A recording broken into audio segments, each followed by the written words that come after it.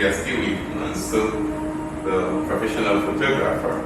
And also, I once read what you wrote, was it on WhatsApp or Facebook, I can't remember now, that creatives like photographers, videographers, artists, musicians are awfully, most times, sad people.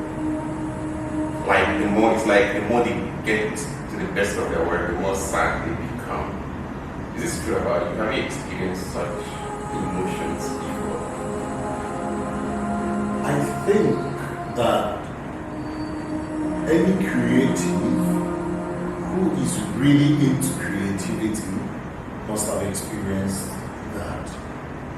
In fact, I would be tempted to say it's a criteria for judging how creative one is. The better you are at this creativity thing, the sadder you will most likely become.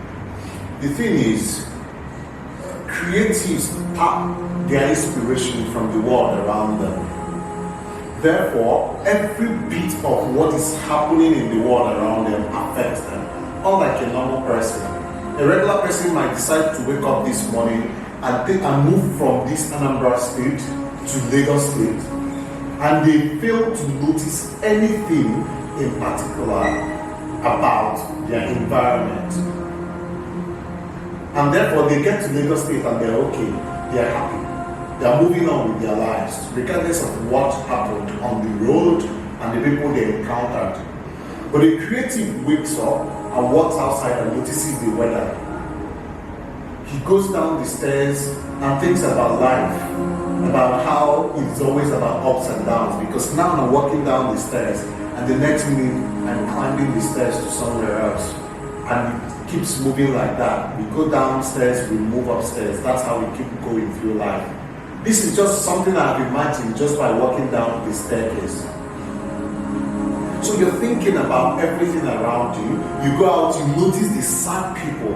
I look into people's eyes a lot, and the eyes tells a lot about people. I have a lot of images of people's eyes that I've shot throughout my career. I love to see people's eyes because it tells me a lot about them. So, because we pay attention, we observe every single thing around us for us to be able to create. Creativity does not come entirely from within. It has to come from around us. Whether we want to accept it or not, some people always go, I imagined it, and then, but your imagination comes from your consciousness. Your consciousness is built from your environment. You cannot be conscious of something that does not necessarily exist, or you have not felt, seen, heard, touched, tasted, perhaps. But it has to come from all the five senses. I think it's five that we possess, right? So, the world affects us. And if the world affects you, you're going to be a sad person. So I've moved through my whole career paying the price. I feel like it is a price we have to pay with our minds.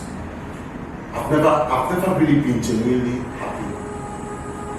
I've never really been a very happy person, like very, very happy. I smile, of course, it's part of the job. Certainly when you're taking people through their portrait sessions, they have to smile. If not, they won't smile. You know, and you want them to smile. But I think by now you of all people would know that happiness is more than just the smile on our faces. It takes a whole lot to be happy, and I've never really been a genuinely happy person, because every minute of my life I'm pondering on a lot of things. I wake up sometimes and I start to wonder, why am I here? What am I doing? Why must I be here? Why can't I be somewhere else? And if I'm somewhere else, why am I there?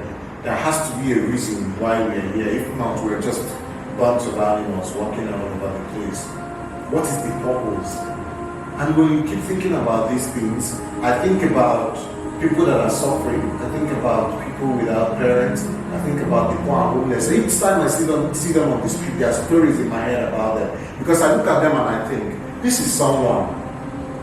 So I deeply feel that it is something that comes with the profession. It's something that comes with creativity. For you to be able to be very creative, you have to tap energy from the world around you. And that includes the positive and the negative energy. And the world we're in now, we do have a lot of negative energy going around. So, creative people are the saddest people I know, most of them. And that's why you have people like Avicii and a whole lot of other creatives committing suicide. Most times you look at most of us and you say, he's happy. He has a good business. He's meeting a lot of people on the daily. He's traveling the world. He's having adventure. He's having fun. What else could he possibly need? But the human mind is so complex that sometimes nothing is enough. I can speak for myself. I'm never satisfied with anything I achieve. If I climb one part of the bar, I take it and I raise it higher, then I get really sad I can't get up to that. And I get up to that, I take it higher. And I think it's the same for most creatives. You take, for example, photographers. Most of us are not satisfied with the pictures we take. People see them, they are like, this is beautiful, this is amazing, but you look at it day in, day out, and you know you can do more, it can be a whole lot better. So you start to get really sad, and you see other people creating, and thanks to internet, the whole thing is the competition is heavy, and it adds to that, you know. You go online, there are weeks where you don't feel like you can create much. And then you've not done much, but then you go online and you see other creatives like you working tirelessly, creating amazing content, and it's just as if you're sleeping. This same thing applies to YouTubers, it applies to pretty much anyone who creates content. There are slow days, and in your slow days, you see other people moving, having a busy life. It adds to that emotional imbalance. So yes, we do get like that, but you know, we try to keep the balance. Some people lose that battle, some people win. But I found a balance, and it's mostly music. When I listen to music, I basically forget about the things what happening around me. People always see me with my earphones plugged in. Whenever I'm in the bus, if I'm on a flight, anywhere I'm going, I have my earphones plugged in all the time. And it helps me just clear my mind from what is happening around me. And I intentionally choose to ignore and channel my energy towards the things I want to do. Wow, that's good to hear. And you were saying something about the meaning of life, purpose driven life, and a whole lot more of feelings you've gathered in this, your business of photography. And I think most of our young people too are in this crisis of purpose of life and the meaning of life and discovery, the journey towards self-discovery. And most times it always comes in different forms. And what is happening today, thanks to social media, we are seeing all of them. But most young people are growing into, there is a high increase in the Yahoo culture. People are going into Yahoo culture because they don't know themselves, they don't know what they really want in life. And they are not ready to find. They are good. They are not ready to discover themselves, ready to find themselves and know what they really want. Yes, because if you could remember, I once told you that some people came out, they didn't know what they wanted from life. Some people are very certain. Some people come out and they want to be footballers. Some people come out, they want to sing. But some people come out, they are not so sure. They go to school, pick a course, or their parents pick for them, and they keep going. But the truth is, eventually, anybody you are, you tend to find something for yourself. And the best way to find is by doing.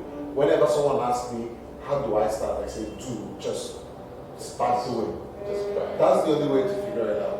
You do, and you learn life. Nobody has a rule book to what we are doing. There's no rule book to life. There's no rule book to anything. You just keep moving, and you see as it unravels. You will make mistakes. You will cry a lot. You will fail. I have failed more than most people my age. I don't like to discuss them anymore because sometimes it still hurts. But I have failed a whole lot of times, but every failure has brought me to the moment I am right here. And this is not a terrible spot.